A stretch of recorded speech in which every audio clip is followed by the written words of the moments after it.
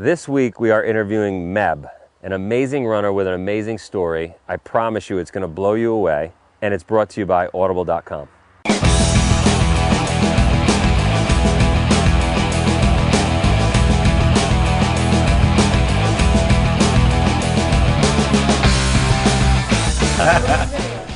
Ready? We are here for Spartan Up podcast in Pittsfield, and it is still raining. It's been raining for 173 days. Noah's Ark.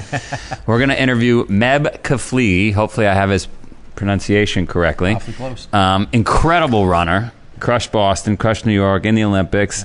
American, but you'll start to get it when we get into the interview. Yeah, an unbelievable story. Unbelievable story. We got Colonel Nye's going to chime in. We've got Dr. Johnny, and we've got Sefer Lavoum.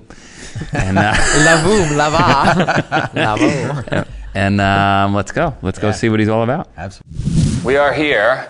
You got me? I got you. We are here at Spartan Up the podcast. I don't even know where we are. Anaheim, California? Is that where we are? We're in a hotel with a conference that we're the only ones at. I'm with Meb.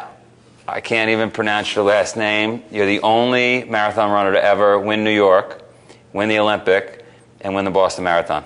Is that right? I'm the only, except the medalist. No, I didn't win the Olympic Games. I was silver medalist, the only medalist in the Olympics, Boston Marathon champion, and New York City Marathon champion. Why is it? Why would it be tough for a gold medalist, let's say, in the Olympics to win New York and Boston? Why hasn't that happened? I think the reason it hasn't happened the three championship is because, as an athlete, a lot of things happen. You have to pick up that day. You have to deal with injuries. You have to deal with food poisoning. You got to do everything, and that day has to come together for you. And sometimes you get second place. That's why it's not Olympic champion versus Olympic silver medal.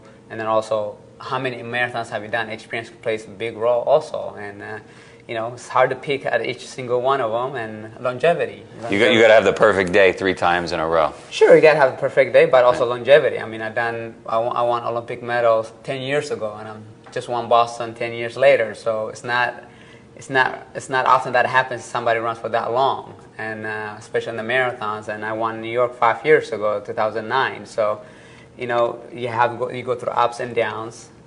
But never give up. Persistence and perseverance to be able to get the most out of yourself each time and every time. What's the saying? It's more perseverance than anything. There's a lot of smart people, right? There's a lot of people with a lot of talent and this and that, but at the end of the day, it's always perseverance that wins. Do you think that applies to you? Almost definitely for me, perseverance. I mean, I've been 3 Olympics team, 2000, 2004 where I won silver medal, and then 2008 you would think it would be my peak period to win another medal or go to the Olympics, but unfortunately I had a pelvic stress fracture, didn't go to the Beijing Olympics. So do you give up or do you start set new goals like I did for New York City Marathon 2009 was my personal Olympics. I couldn't wait 4 years, so you have to set those goals. And how do you come back from pelvic stress fracture where you can't even walk, can't even stand up to have weight on your hip? You have to crawl on your elbows and knees.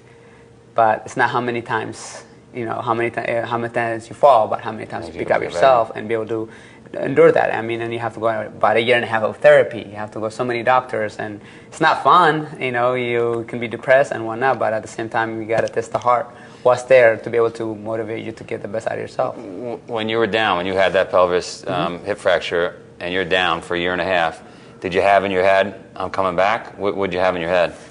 When I had the pelvic stress fracture, it was almost close to culinary retirement.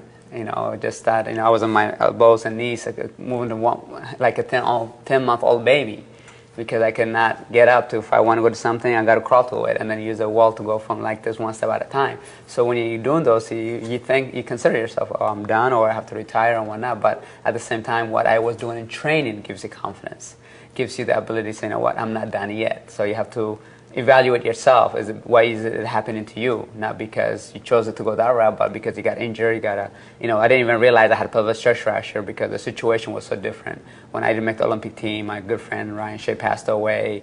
And when you didn't make Olympic team or don't have life, that kind of puts it in perspective. And right. So they kind of frame of reference. I call it. It's a big one, right? Yeah. You have the right frame of reference just because.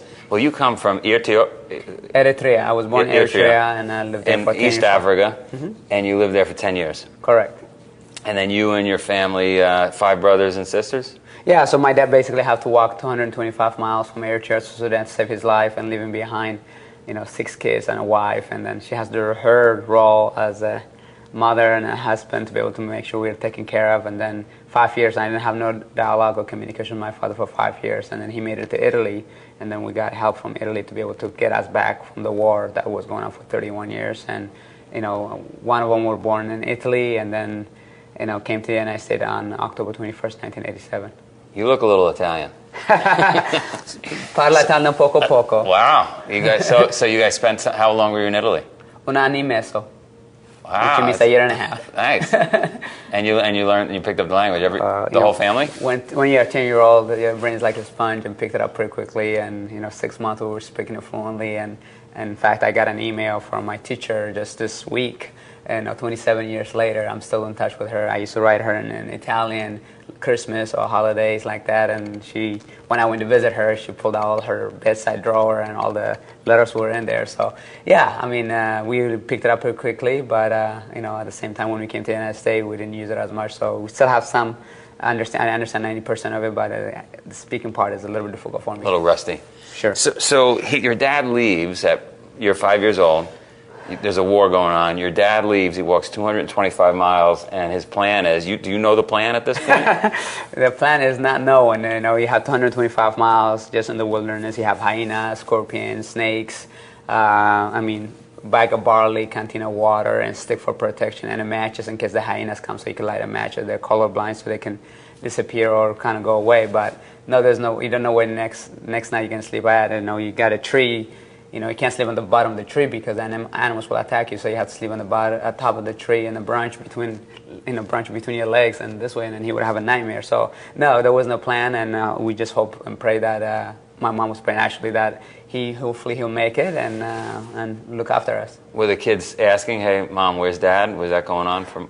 I'm pretty sure there was, and then my dad was more like a businessman going beforehand, and my oldest brother had kind of felt it, but I was pretty young to remember that. But so So how did he convince Italy to get involved and help you guys escape? So when he was in Sudan, his ex-girlfriend who had a child with Ruth, my sister, Letta Michael, she sponsored him to come to Italy. And then when he got to Italy, they helped us, both of them, Letta Michael and my dad, and then Dr. Brindisi, who is my dad's father, my dad's boss, allowed him to sponsor us. And he asked him, actually, my dad asked my Dr. Brindisi, his boss, to say, can I have a 10,000 lire in Italian money to see if we can loan to save the family. And he asked them, Dr. Brindisi, is that to save one person or 6 kids and a wife? He said 6 kids and a wife with the money that have saved. He told him to come back a few days later. He gave him full of envelope. He says, which is about $6,000 US conversion. He said, here's 10,000 lire, and it's not a loan, it's a gift. So that's how we got saved. And so $6,000 was 20 years ago? How many years ago? Yeah, 20 I don't know. You're doing the math. It's a lot of money back then for somebody. It was 10,000 lira, $6,000 US, 1986. Yeah, it's a lot of money. Yeah. And so how long of a process was it then for you guys to escape?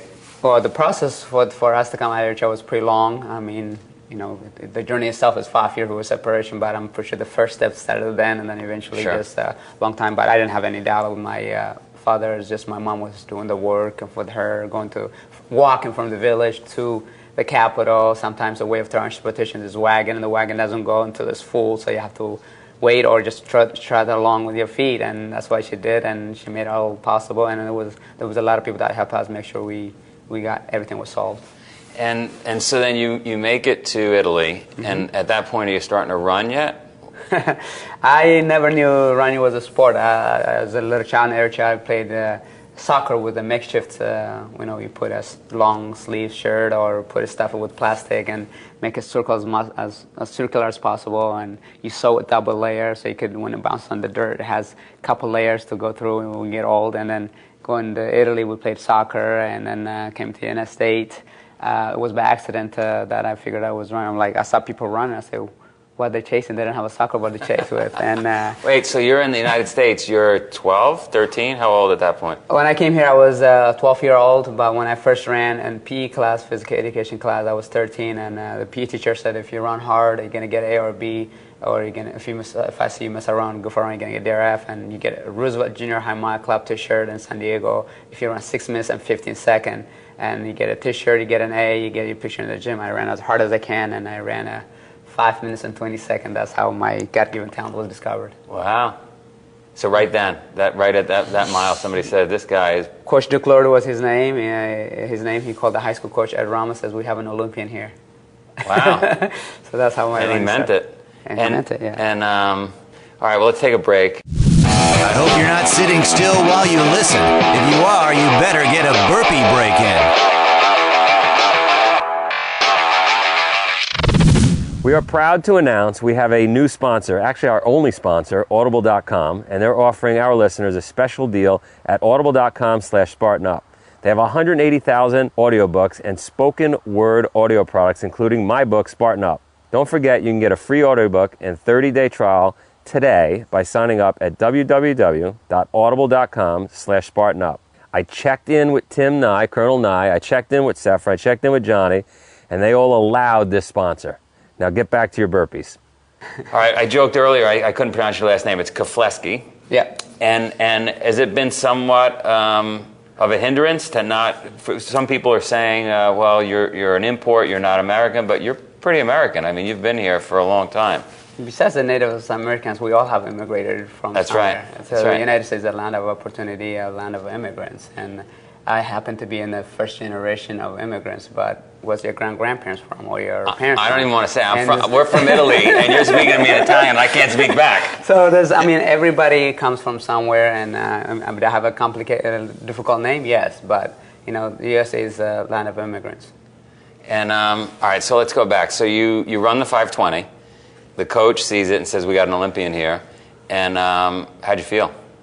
Well, I didn't speak English, so I didn't know what the Olympics were when he said you're going to go to the Olympics after I ran 520 miles. So I was like, okay, and I didn't think it was a big deal. I just ran my hardest, and obviously I want to ask my dad. And this is 1988 Olympic year, but I didn't watch it. We didn't have TV, didn't watch the race, so it was difficult. But at the same time, as I got ninth grade, people started acknowledging, people gave me high five to get my self confidence, and I was known as the fastest seventh grader in the school. So it gave me, sports gave me kind of like got me out of my nutshell a little bit. I'd been shy. Well, you're on a pedestal a little bit in school, right? And you were a new guy. I'm the new guy that can run fast, and that kind of helped making friends.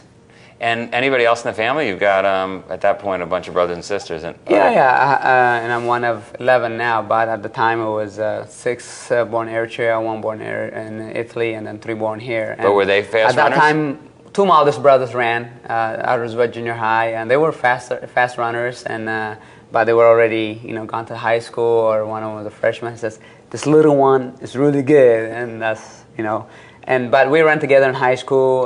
We actually won CIF, which is a local San Diego section.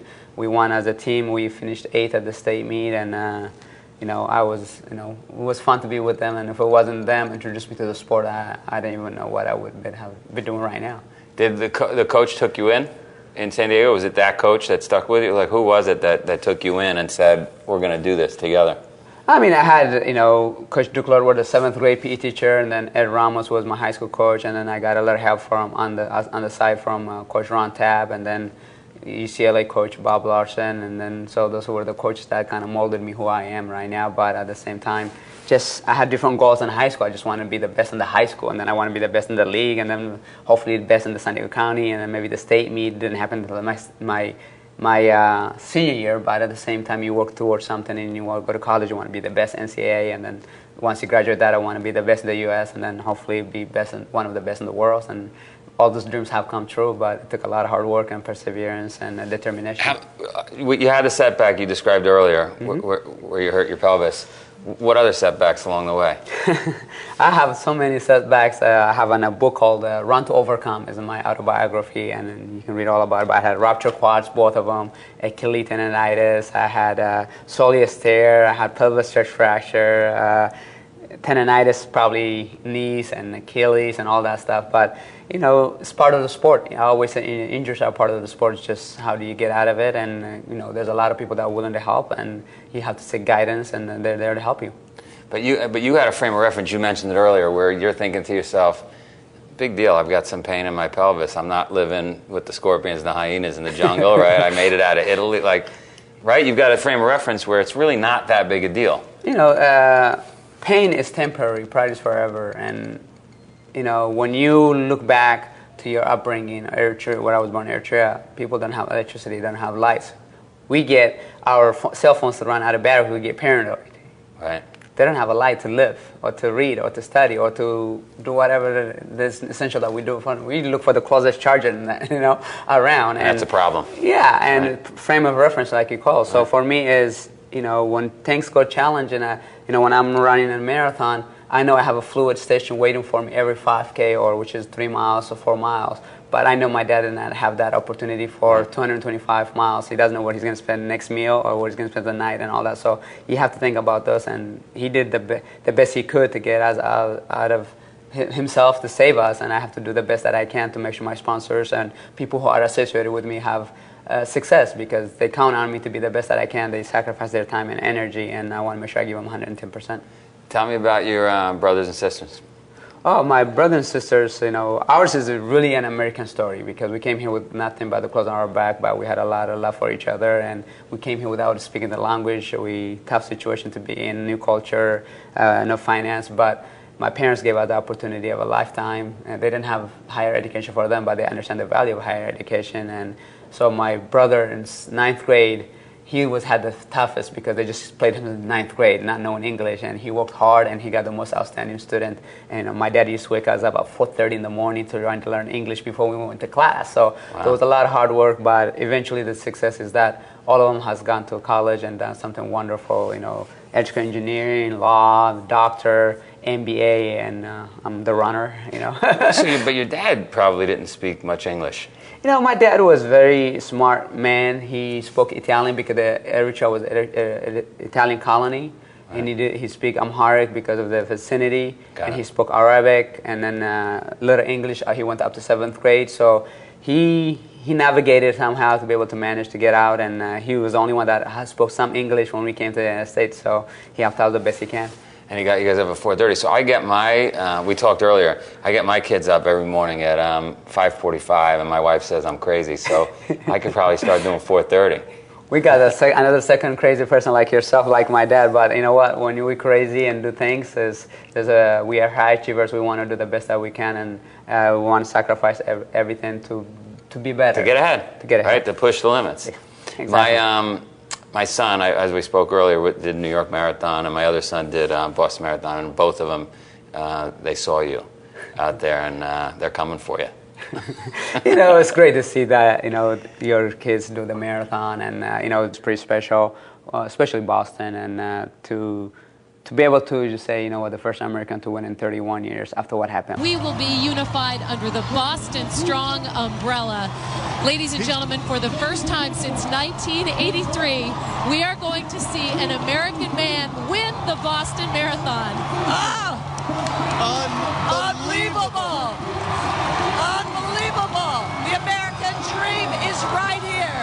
Meb Keflezighi wins the Boston Marathon. I took a lot of internal pressure for me to be able to say, what can I do positive to change the Boylston Street of the catastrophic bombing site? What can I do to impact people in a positive way? And you can think of that, you can visualize it, but on April 21st, you have to deliver, and I feel so proud to have delivered. And, that 520 mile that I talked about in 7th grade, that just became a 4:30 mile 16, and still have 10 miles to go. That's what I ran my split. But when you're doing it for a greater cause than yourself, it's huge. And I had the victims' names on my bib that I wrote the night before, and I was drawing energy from them and spirit, and the crowd was phenomenal. And in a marathon, you don't break early. You try to hold on, but sometimes you have to listen to instincts and go for it. And you went? I went for it, and I was the 15th or so fastest guy in the race, but you got to do it that day, and I feel proud to be able to pull the victory for the United States.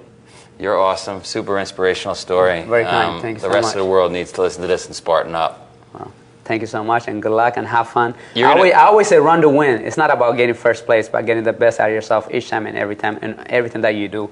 Go out there, be the best human being you can be. You're going to do a Spartan race, I heard. Coming back in, you. I guess I'll come back in. Okay, I'm back. Jump in, man. We are back. We are with Colonel Nye, who is also from North Africa. I am. I'm a Moroccan. Explain that. I was born in Morocco. Were you really? I really was. I was born in Casablanca. Cool. My father was in the military, so I was born there. So it doesn't always make sense, and that's what we learned Well, in this interview. You start to dig in. People have amazing stories. Oh, incredible. I mean, what did he say? His father had to leave. There were 6 of them. Father had to run 220 miles to escape a war-torn country. Went to Italy. Went to Italy. Made his way to 6 years later. 5 years without any communication. And then sent for the whole family. Right. And just an unreal story. Yeah, I mean, the kind of story that gives you hope. Yep, right? absolutely. That and changes your frame of reference and makes you realize how good we have it. I mean, this kid, well, he's not a kid anymore, went through hell and back, but makes you tougher. Yeah, and I loved when he talked about, when he was in Italy and stayed in touch with his teacher and still in touch with her. But when he was in the States, he didn't think of himself as a runner, but he wanted to make his mark. Remember he talked about that at the school, if you beat 6 minutes on the mile, they put your name on the wall? So he went and ran a 5:20, and the coach said, this kid's going to the Olympics. Yeah. That's what, 7th grade? I thought it was also hilarious. He goes, I didn't know running was a sport, right? Because you look at his father going out of war-torn Eritrea, am I saying right? And I mean, like, he's running up trees to hide from like megafauna predators and stuff. And in that case, you're hunting, you're gathering, you're running for survival. Yeah. And then he's like, well, what are they chasing? I thought that was so funny. I don't get it. Yeah. He had a great sense of humor, and it's funny because we think of these like serious runners, and you sort of have this picture of them being these like very mono people that they just do the one thing. But he's obviously a pretty well-rounded guy.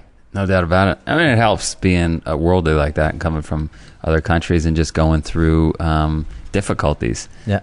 I think it makes you learn to smile through it, right? Because you have to. Yeah, sure.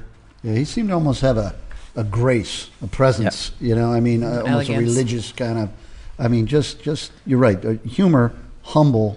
But poised. Just poised, I mean... he had to learn different languages. Yeah. Although I guess I didn't realize that Eritreans spoke Italian or were some form of it. So the Italian came, but he had to speak the English, and he speak the English. Yeah. And then he came as a kid. His brother was in high school. Yeah. And just got plopped down day one without a word of English, and the father would wake him up and make him learn English before he even went to school. And all these, he talked about the whole family being successful. I mean, it's really, I could see this story easily being a movie. Oh, without a doubt. And one of the things that makes his story so unique, and when you mentioned the grace, I think it's that grace that allowed him to stay at the top of his game for so long. Like, it was a 10-year span between the 2 marathons and the Olympics in the middle, I think. But, most people, they peak over a 4-year period. And he talked about that when he came second at the Olympics, and he said, I don't have 4 more years to wait so he had to come back and peak again for another marathon.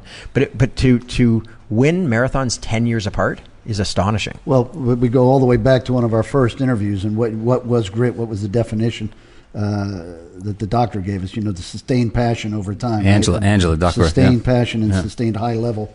Even when things are bleak. Right. So here's a guy at 10 years being able to continue at that level. And to realize that in the middle of it, he had a hip fracture that, as he said, he couldn't walk. He literally would have to crawl from room to room. So you picture these guys at the top of their game, and you think, well, yeah, if I had that body, if I had that, biology, whatever, I would be a great athlete. But the work he's had to do that, and the strain and struggle along the way, it's really shone a light on the sacrifice those guys make. Yeah, I could run the rest of my life and never run a 4:30 mile, much less 26 of them in a row. I mean, that's okay, because he could never bench press 350. It's like the podcast with Robin. It's like the podcast with Robin, right? I mean, these people get serious injuries and not only come back, but come back to be Olympians and be at the top of their game. And it's so inspiring, because most people say, like, oh, I'm done, that's it. Yeah. And if you don't know what she's referring to there, Robin Benacasa is another podcast we did earlier. Go look that one up. A lady who's had, 4 hip replacements. Incredible. Really inspiring woman. Yeah. So, all right. Cool. Great. So go to SpartanUpPodcast.com. Go for a run. Find show notes, video, and audio from this episode at SpartanUpPodcast.com/059. Or follow us on Twitter at SpartanUpPod. The Spartan Up Podcast is brought to you by Spartan. To find a race near you, visit Spartan.com.